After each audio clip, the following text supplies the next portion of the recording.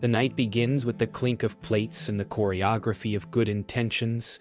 A slow dolly past the roast that no one will taste the same after this. I arrive early, sleeves rolled, the house smelling of rosemary in the past. Sam sweeps in late with wind in her hair and a smile that trembles like a glass on a wobbling table, and the kids orbit her, restless moons. Mom corrals politeness with her chin. Dad patrols silence like a border. When Sam leans close and murmurs, "Watch them, yeah?" I need freedom. I hear the slur she's not speaking. My no is quiet but heavy, the kind that lands with dust. Her eyes flare. The room tilts. Mom freezes. Dad retreats behind his fork. Lila asks for water. Mason drums a spoon.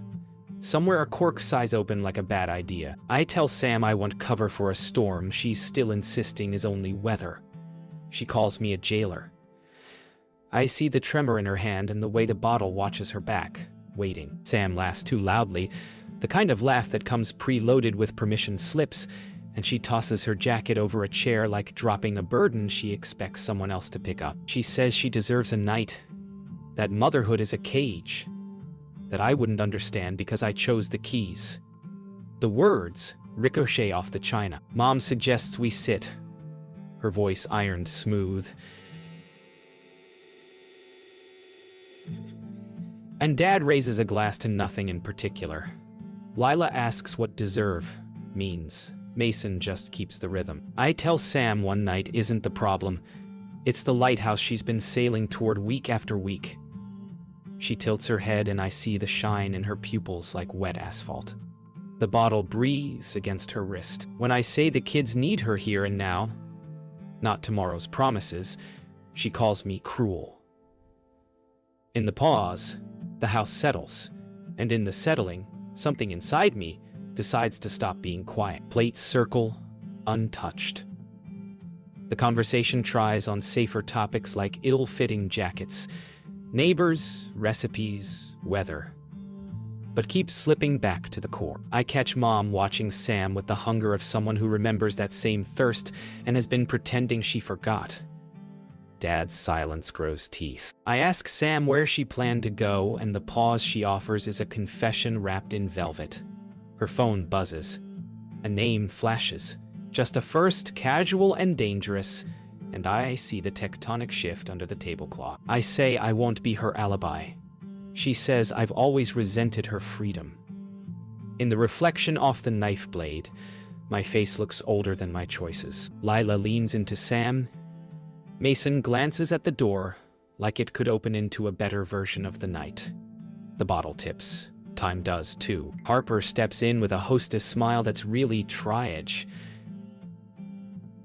She offers sparkling water like a life raft and calls it festive. Sam calls it boring. The kids start a quiet skirmish over dinner rolls, and I diffuse it with a joke that lands like a paper plane. Dad clears his throat, the family's ancient foghorn, and suggests we keep the peace. I hear in it a lifetime of peacekeeping that only moved the war to private rooms. I tell Sam I'll help, that I'll sit with her in the mess if she'll look at it. She scoffs, too dramatic, too controlling, too me, and reaches for the bottle. My hand meets hers. We pause, two magnets arguing about which way is north. For a beat the house stills. Oven ticking, clock murmuring, outside traffic lowering in a reverent bow. Then Sam pulls back, cheeks lit with stubborn fire. Norgerzy. The kids become the hinge. Lila, brave in small ways, asks if Mommy is sad, and Sam's jaw sets like a door being locked. I say we're all just tired. Mom nods as if I've recited a family creed. Mason drops his spoon and the clatter cracks the veneer. I tell Sam we can eat, we can talk, we can do anything except pretend. She lashes out with a truth she thinks will wound, about my own past failures, the things I didn't save. And for a moment I bleed in place, then realize she's signaling the thing she fears most. being seen. I say I won't babysit her absence. The word babysit detonates softly. In its echo, I notice a faint bruise at the crook of her elbow, not from a fall, but from a promise. The room shrinks to the size of that mark. My voice drops. Sam, what are you mixing with the wine? The room freezes in the kind of silence that hums. Sam's laugh falters mid-breath, and every face around the table tilts toward the bruise that shouldn't exist. She folds her arms, slow, rehearsed, hiding the mark beneath bravado. You think you know everything, she says, and the tremor makes the words sound borrowed. Mom exhales through her nose, a quiet storm signal. Dad studies the tablecloth like it might offer absolution. I want to rewind, to before the bruise, before the cork, before the weight of history pressed between us, but the truth is already awake.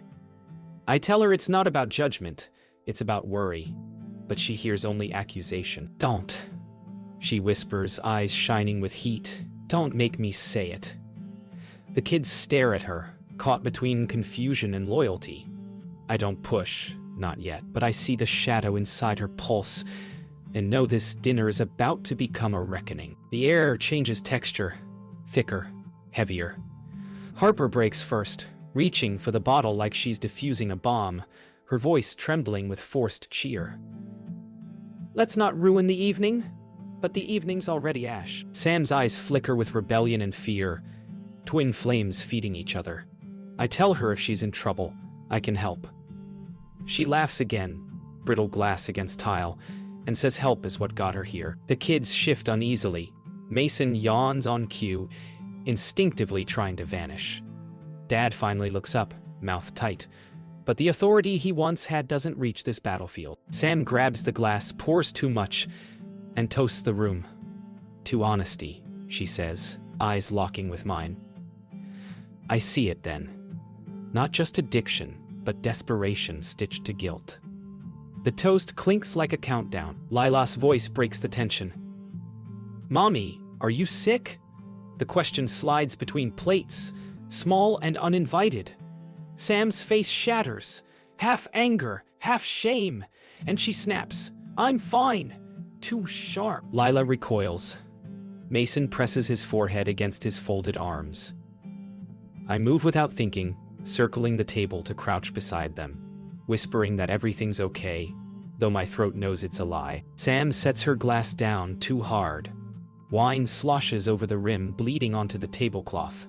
Mom reaches for a towel, hands trembling, but no one cleans it. The spill spreads like a wound, a Rorschach we all interpret differently. Don't look at me like that, Sam says. Her voice cracks on the last word, and the echo makes even Dad flinch. I take a slow breath and tell Sam the bruise isn't her fault. She laughs once, then bites it back. You don't know what fault means, she says. Her fingers worry at the napkin, twisting it into a rope. Mom whispers her name like a prayer that's lost its faith. Sam finally looks up, eyes raw. It's not just the drinking, she says. The room holds its breath. He said, it helps me calm down. That I'd be better this way. For a heartbeat, no one moves. Harper's hand flies to her mouth. Dad's chair creaks backward. My pulse thunders. He who? I ask. But I already feel the answer stalking the air. Sam looks at the doorway as if expecting a ghost. Ray, she says. And the name from the phone becomes flesh in the silence. Ray. The syllable hangs heavy as thunder. Harper mutters something about that friend from work, and Sam nods without meeting her eyes. I feel the pieces clicking, pills, late nights, that sudden confidence masking fear. He gives you things, I say quietly. She doesn't deny it. Instead, she reaches for the wine again, but I catch her wrist mid-motion. The bruise pulses under my thumb like a heartbeat. You don't need him, I say. She whispers. I can't stop. Around us, the room sags. Mason stirs, half awake, murmuring her name, and the sound softens her shoulders. For the first time, she looks small, the rebellion burned away. I tell her we'll get through it. She nods once, eyes glassy.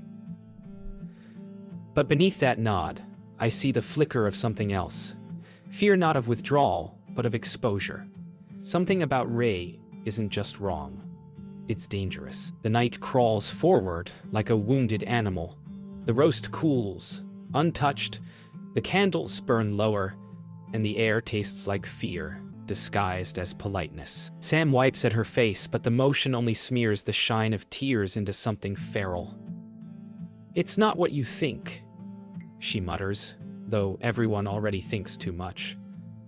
I ask if Ray hurt her. She says no too quickly, the kind of no that echoes backward through every lie she's ever told. Dad finally stands, voice gravel and thunder, saying this isn't a conversation for the table. But where else has it ever been? The table is where we pretend to love each other until pretending stops working. I tell him I'm not letting her walk back into whatever this is. Sam's shoulders rise, defensive, defiant, then collapse. "You don't get it, Ethan. I owe him."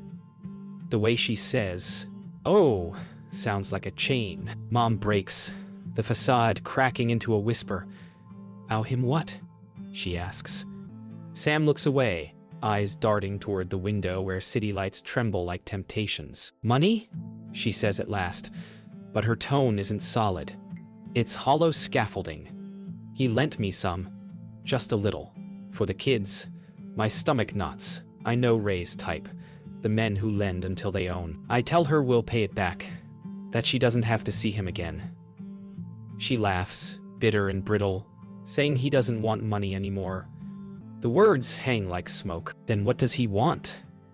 I ask. And the look she gives me is enough to chill the marrow. Shame and something unspoken. The kind of thing that stains years, not nights. The candles sputter, and in the flicker I realize this isn't just family drama. It's survival. Dean finally finds his voice, low and cold. Enough.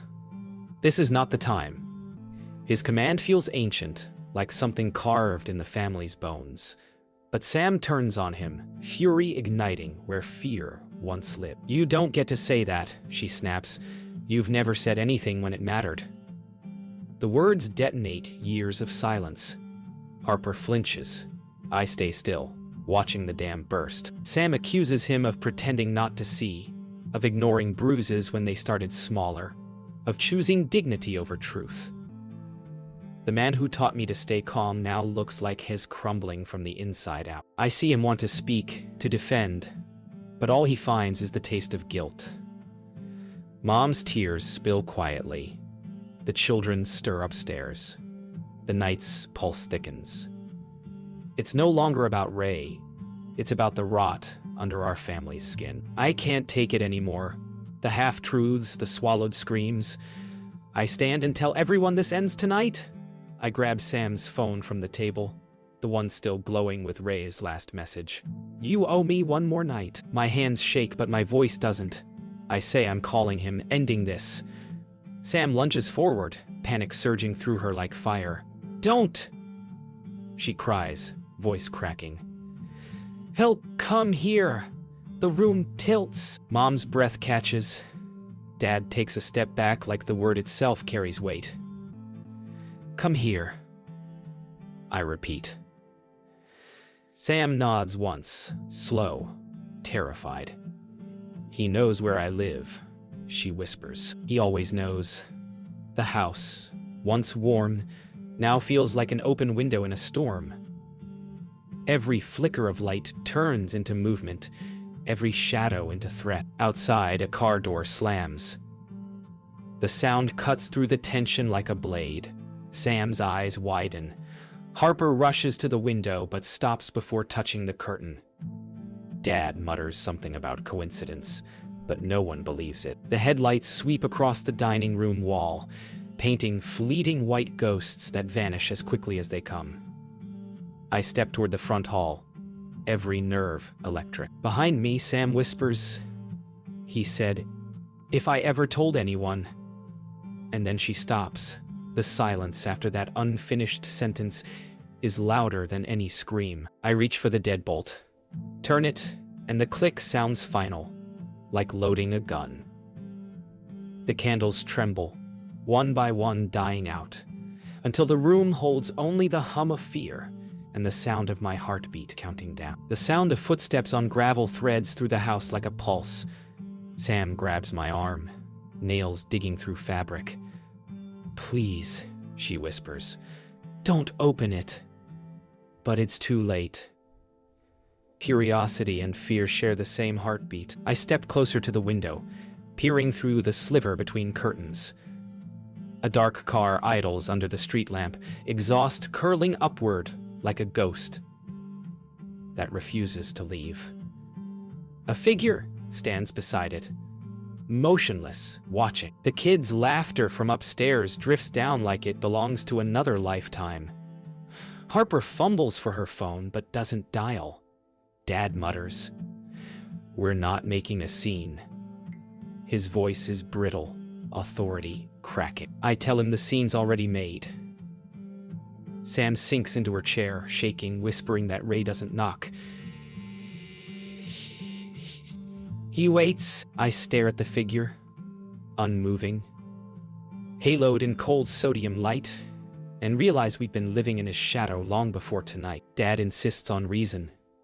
"Maybe it's delivery," he says, even though no one ordered anything but regret tonight. His words hang absurdly in the air. Harper suggests calling the police, but fear holds her fingers still. I take Sam's phone again. Scroll through messages, each one a breadcrumb of manipulation. "You promised. Don't make me come find you. You owe me." The latest unread message blinks at the top. "I'm outside." The moment I read it aloud, Sam folds inward, breath hitching. "He can't hurt you here," I say, though I'm not sure it's true.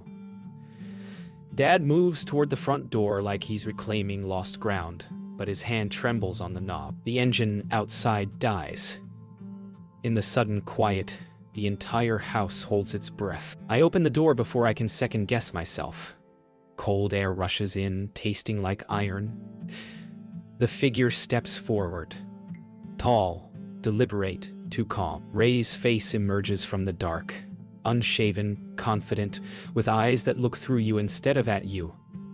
"Didn't mean to interrupt family time," he says, voice a slow smile. Sam's gasp is the sound of years collapsing. I tell him to leave, but he only glances past me toward her. "She owes me a word," he says. The kind of word that means power. I block the doorway. He leans closer, whispering, "You don't want this fight, brother." Behind me, Mom calls my name, soft and desperate. I stand my ground, though my legs hum with adrenaline. For a second, the wind carries the scent of gasoline, and I realize the car is still running even with the headlights off. Ray takes one slow step closer, smile thinning. "She said she'd come out," he murmurs. Sam calls from behind me, voice cracking. I lied. The air seems to snap. Ray's gaze hardens, and for the first time I see what she's been afraid of. Not love, not debt, but ownership. I tell him to leave before things get worse. And he laughs, low and quiet. "Worse," he repeats. "You have no idea what worse looks like." His hand slips into his coat pocket. Instinct takes over. I shove the door shut and twist the lock. A dull thud hits the wood, then silence. Mom's crying openly now. Sam slides to the floor, knees drawn in, whispering apologies that don't belong to tonight alone. Dad grabs the phone, finally dialing.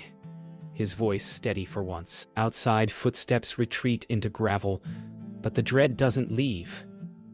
It stays, heavy and waiting. Police sirens start faint, far away, then fade again. Never close enough to matter. The street outside returns to stillness. Sam sits curled against the wall, shaking, whispering how he never lets go easily. I crouch beside her, hands steady on her shoulder. You're safe now, I say. But the words feel temporary, like a candle in wind. She looks up, eyes red but clear for the first time tonight. He has pictures, she says quietly, voice breaking, from when I was before the kids. He said he'd show them if I stopped coming. The confession hangs like smoke no one wants to breathe. Harper covers her mouth. Dad bows his head. I tell Sam we'll face it together. No more secrets, no more running. She nods, then collapses against me, sobbing. The house, finally, exhales. But beneath the stillness, headlights flare again outside. He's not gone. Not yet. The sound of the headlights slicing through the curtains rips us back from relief.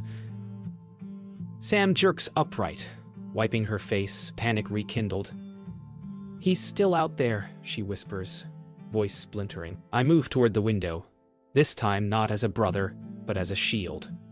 Ray stands by the car again, lit cigarette between two fingers, calm as if waiting for a show to resume. Police are on their way, I call through the glass, though I know how thin those words are. He just smirks, taps ash onto the pavement, and mouths something I can't hear, but Sam can. She crumples. He said, "You'll regret this." The words fill the room like smoke. Dad locks every bolt twice. Harper gathers the children upstairs, her hands shaking too much to turn the doorknob cleanly. I stand guard at the window, heart hammering like a countdown clock, wondering how far a man goes to keep control when fear stops working. The house hums with fragile order, a fortress made of splinters. Sam paces, arms wrapped around herself, whispering how he knows things, how he follows. Her voice breaks as she admits he's been inside before, that he once waited by the door until she apologized for leaving. I feel my chest cave in with every word.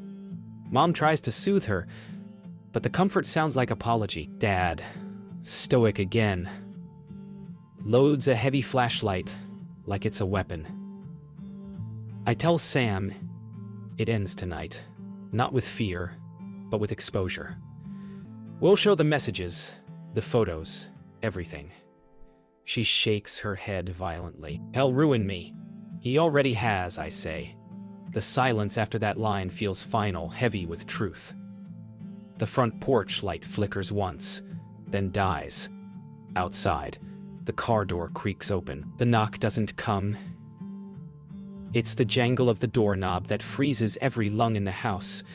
"Ethan," Mom whispers, barely audible. I motion her and the kids back into the kitchen, flick off the last light, and step toward the front door. The silence is suffocating. Then from the other side, Ray's voice, low, mocking. "You can't keep her forever." My throat tightens. "You need to leave," I shout. A pause, then a laugh, not loud but cruel. "She told you, didn't she? About the photos?" Then you know how easily everything burns. My fingers hover over the handle. I want to open it, to end this. But something, maybe instinct, maybe fear, keeps me still. Sam edges closer, whispering, "Don't give him what he wants." Her eyes are clear now, fierce. The doorknob rattles once more, then stops. A car engine revs, fading into distance. But the silence he leaves behind feels worse than his voice. The police arrive too late, lights washing the house in red and blue size. Sam sits on the couch, pale but composed, recounting what she can without breaking again. The officers take notes, exchange looks that say they've heard versions of this before, but never lived it. One asks for her phone. She hesitates, then unlocks it, the screen glowing with a history of coercion. I stand behind her, jaw clenched, while Mom tends to the children upstairs. Dad hovers by the window, still searching the dark as if Ray might materialize from it. When the officers promise to follow up, it sounds like a punctuation mark, not a promise. As they leave, one of them pauses at the door, says quietly, "Change your locks tonight." The words settle heavy. Sam nods, eyes blank. "She's safe?" they said, but she doesn't look free. Or the lights fade and quiet returns like a wound closing wrong. Sam sits beneath the soft hum of the refrigerator, head resting in her hands. "What if he comes back?" she asks. I kneel beside her. Tell her he won't. Not now that the truth has weight. But we both know danger doesn't vanish. It waits for courage to falter. Mom brings tea no one drinks. Dad double-checks every lock. The kids sleep in a tangle of nightmares upstairs. Sam finally looks at me, voice raw. "You shouldn't have gotten involved." I tell her I already was the moment she walked through that door. The house feels smaller now, yet somehow clearer, like the dust has finally been named. Outside, the street is empty, quiet, almost peaceful. But on the window, a single fingerprint smudges the glass from the outside. Fresh. Morning drips into the house like a reluctant confession. The sky outside is gray, heavy, and half-formed, a reflection of everything left unsaid. I brew coffee no one drinks, its smell fighting with the sour trace of last night's fear. Sam sits by the window, staring at that single fingerprint, like it's a signature of what still owns her. Maybe it's nothing, Mom says, trying to sew calm into a fabric that's already torn. But Sam shakes her head, whispering that Ray doesn't leave reminders by accident. Dad paces in the hall, muttering plans to install cameras, bars, anything that feels like control.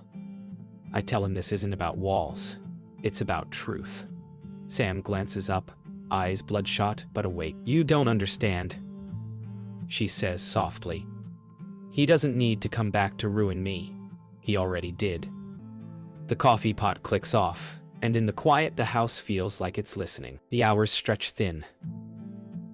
Sam disappears into her old bedroom with her phone, and I let her. Sometimes you have to let someone break privately before they can rebuild. Harper sits across from me, voice shaking as she admits she saw the signs months ago. The bruises, the missed calls, the borrowed money, and said nothing. "I thought she'd hate me for asking," she says. I tell her silence is how the rot spreads. She nods, eyes glassy, then whispers, "You're starting to sound like your father." I laugh, bitterly, and reply that I hope not. Upstairs, a soft thud. The sound of something dropped, or maybe something ended. I rush up, heart pounding. The bedroom door is ajar, and through the crack I see Sam sitting on the floor, phone in her lap, face blank. "He posted them," she says. "They're out there." I take the phone gently from her hands. The images are real, time-stamped, vile. Each one feels like a betrayal with teeth. Sam curls in on herself, whispering that everyone will know now, that there's no coming back. "You survived worse," I tell her. Though I'm not sure she believes it, or that I do. I text the police officer from last night, attach screenshots, and hit send before I can hesitate. Harper enters, takes one look, and covers her mouth. "Oh my God," she says softly, as if the words themselves might make it worse. Dad arrives next, sees the screen, and goes still like he's standing at his own trial. He walks out without a word. I hear the garage door rise. For a moment, I think he's leaving. Then I hear the engine of his truck start and stop. He's not running. He's waiting. Dad reappears with a small box from the garage. Old files, receipts, fragments of a man who once kept everything. He sets it on the table and flips it open. Inside, a printed report from years ago, police letterhead faded. Ray Donovan, prior assault charge. Dropped. My stomach twists. "You knew him?" I ask. Dad nods once. "He worked for me, years back. I fired him when he showed up drunk." Sam's face drains of color. You hired him," she breathes. Dad's silence is confession enough. "He found me through you," she whispers, voice breaking. The weight of that truth settles like a stone in the room's center. Mom steps forward, shaking. Then we end it properly, she says. For the first time, it's not fear in her voice. It's resolve. The day slips into dusk before we notice. Sam finally rises, shaky but standing, and says she wants to go to the station herself. No more hiding. The drive there feels like moving through a new world. Quiet streets, pale light, the hum of an ending disguised as beginning. She clutches her coat tight, staring straight ahead. "You think they'll believe me?" she asks. "They have to," I say. We're done letting him write the story. When we reach the station, the officer from last night meets us at the door, his expression darkening as he sees the evidence. Inside, Sam signs the statement with trembling hands, every stroke a small reclamation. When it's done, she exhales a sound that's half sob, half freedom. Outside, the street lights flicker on, and for the first time, she doesn't flinch. The drive home is silent except for the hum of tires and the faint click of the turn signal, a rhythm that feels like breathing after drowning. Sam leans against the window, eyes open but far away. She whispers that she feels lighter and hollow at the same time. I tell her that's what truth does. It takes something out of you but gives back the space to heal. The town passes in streaks of amber and blue, small lives unfolding behind lit windows. When we pull into the driveway, the house looks different. Smaller somehow, like it too survived something. Harper meets us at the door, relief spilling through her posture, while Dad stands behind her, quiet but waiting. Sam steps inside without looking back, and for the first time, no shadow follows. The night air feels alive again, clean but fragile, as if the world's been rinsed in something honest. The kitchen smells like cinnamon and apology. Mom has baked something, her language for love when words fall short. Sam sits at the table, fingers tracing the grain of the wood where last night's wine once bled. Dad places a hand on her shoulder, tentative but steady. "I'm sorry," he says, the words small but real. She nods, doesn't speak, and that's enough. I pour coffee for us both. She drinks it this time. The kids come bounding down the stairs, faces bright, the night already erased in their world of mornings. Sam smiles, tired, genuine, and pulls them close. For the first time in years, the hug doesn't look like armor. Outside, the wind stirs fallen leaves across the porch, a gentle applause for survival. I glance at Sam and think, healing doesn't sound like forgiveness. It sounds like silence finally feeling safe. Later, as dusk returns, I find Sam outside on the porch, watching the sky bruise into night. She tells me Ray's been arrested, the officer called to confirm. "It's over," she says, testing the words like they're fragile glass. I nod, though I know endings never arrive that cleanly. She talks about therapy, about moving, about maybe studying again. Every sentence sounds like a door opening. "You think I can get better?" she asks. "You already are," I tell her. The porch light flickers above us, soft and steady, and for once, it doesn't feel like warning. It feels like a heartbeat. In the yard, Mason chases fireflies, his laughter rising into the cooling air. Sam watches him, eyes shining with something new. Not guilt, not grief, just the quiet permission to begin again. Inside, Harper finds the family photo album she'd hidden years ago, the one from before the fractures. She places it on the table without ceremony. Sam flips through it, each picture a fossil of the people we used to be. Smiles frozen, hands touching, eyes that didn't yet know what they'd lose. "We look happy," she says. "We were," Mom replies. "And we can be again, just differently." I see the bruise on Sam's arm, faded now to yellow, nearly gone. She catches me looking and smirks. "It's healing," she says, and I realize she doesn't just mean her skin.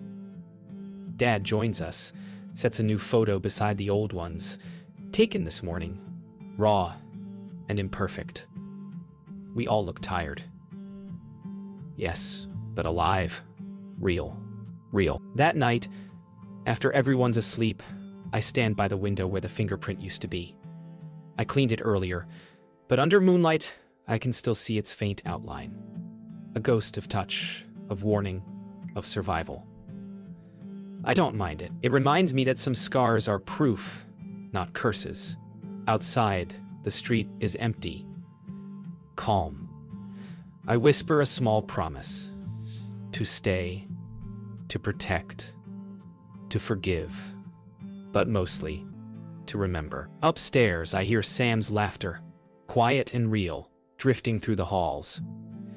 The sound is fragile, like glass catching light. But it's enough. The house, for the first time in years, feels like a home that breathes. I turn off the light, and the dark doesn't feel dangerous anymore. It feels earned.